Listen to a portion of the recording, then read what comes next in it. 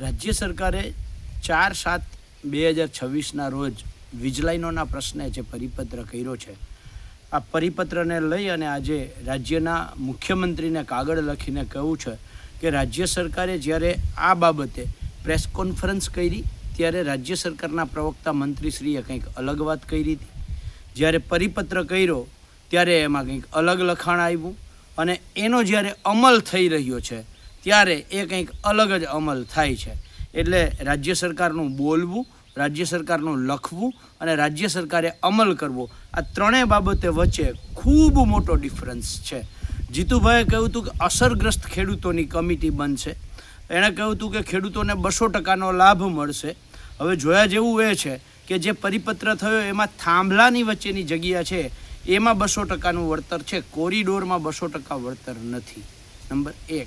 Number 2, અમે જે માંગણી કરતા હતા કે માર્કેટ ભાવનું 4 ગણું વળતર અથવા તો 50,000 રૂપિયા માસિક ભાડું અથવા તો 2 કરોડ રૂપિયા વન ટાઈમ સેટલમેન્ટના, આવી કોઈ કરતાં કોઈ એમાં વાત કરવામાં નથી આવી.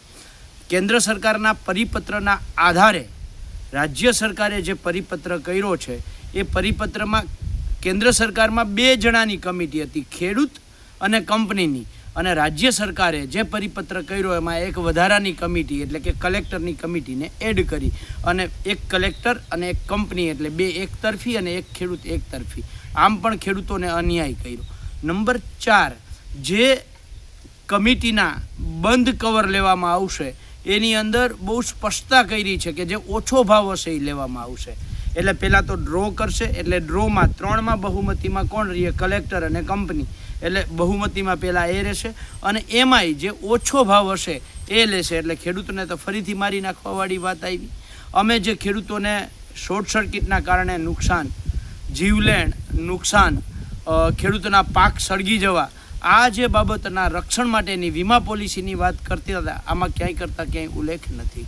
અમે જે જમીનની કિંમત, જે વીજ લાઈન જે ખેડૂતના ખેતરમાંથી નીકળે અને જમીનની કિંમત ઘટે છે, આ બાબતે જે અમે વાત કરતા હતા, આ બાબતનો પણ આમાં ક્યાંય ઉલ્લેખ કરવામાં આવ્યો નથી. અને સૌથી મોટી વાત, જ્યારે રાજ્ય સરકારે આનો અમલ કર્યો છે ત્યારે કચ્છના ભચાઉ સબ ડિવિઝનલ મેજિસ્ટ્રેટે જે લેટર તૈયાર કરી અને એને આ એમઆરસી કમિટી બનાવવા માટે સરપંચોને આમંત્રણ આપ્યું છે, 28 ગામોના સરપંચોને. એમાં એક પણ અસરગ્રસ્ત ખેડૂત નથી. જો અસરગ્રસ્ત ખેડૂત જ ન હોય તો પછી એમઆરસીનો મતલબ શું? નંબર 2, 28 ગામોની એક એમઆરસી બને તો આ કેવી રીતે શક્ય બને? કારણ કે એક જ ગામની અંદર હાઈવે ટચ જમીનનો ભાવ અલગ હોય છે અને હાઈવેથી દૂર હોય તો એની કિંમત અલગ હોય છે. ગામની નજીક જે ખેતર છે એની કિંમત વધારે હોય છે, જે દૂર હોય છે એની ઓછી હોય છે. ઔદ્યોગિક વસાહતોની નીચે નજીક આવતી જે જમીનો છે એની કિંમત વધારે હોય છે, એનાથી દૂર હોય એની કિંમત ઓછી હોય છે.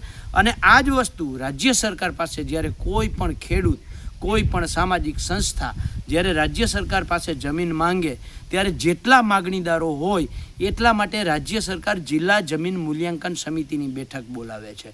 દરેક સરકારી ખરાબા માટે સરકાર એ જમીન મૂલ્યાંકન સમિતિ બેસાડે છે. ત્યાં સુધી માની લો કે એક ખરાબો 500 હેક્ટરનો ખરાબો છે અને એમાં અલગ અલગ 2 વ્યક્તિઓ સરકાર પાસે એક ગૌચર કરવા માટે, એક ગૌશાળા કરવા માટે અને એક બહેરા મૂંગાની શાળા કરવા માટે માંગે છે. એક જગ્યા છે એ હાઈવે ટચ છે અને બીજી જગ્યા છે એ છેડાનો ભાગ છે. તો એ બહુ સ્પષ્ટ છે, રાજ્ય સરકાર બંને જગ્યા માટે જમીન મૂલ્યાંકન સમિતિ બેસાડે છે.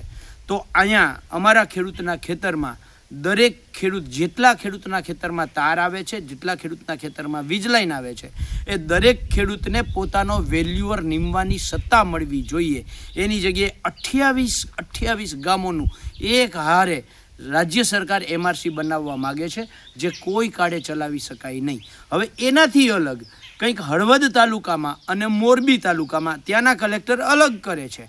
એમણે એક અલગથી ફોર્મેટ બનાવીને, ફોર્મ બનાવીને ખેડૂતોને આપ્યું છે અને કહ્યું છે કે આ ફોર્મ ભરીને આપો, આના આધારે તમારી એમઆરસીની કમિટી નક્કી થશે. એટલે રાજ્ય સરકાર જ પહેલાં સ્પષ્ટ નથી કે ખેડૂતોએ ફોર્મ ભરી અને એમઆરસી કમિટી નક્કી કરવાની છે કે સરપંચો દ્વારા કમિટી નક્કી કરવાની છે? અમારી બહુ સ્પષ્ટ માંગ છે. પહેલાં તો અમે આ પરિપત્રનો સંપૂર્ણ વિરોધ કરીએ છીએ અને આ વિરોધ કરવાના કારણો મેં કયા છે અને એ બાબતને લઈ અને આજે રાજ્યના મુખ્યમંત્રીશ્રીને કાગળ લખ્યો છે. જય જવાન, જય કિસાન, જય જગત.